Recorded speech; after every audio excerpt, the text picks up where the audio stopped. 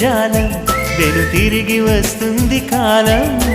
రేపుగా మన పాపగా పుడుతుంది సరికొత్తగా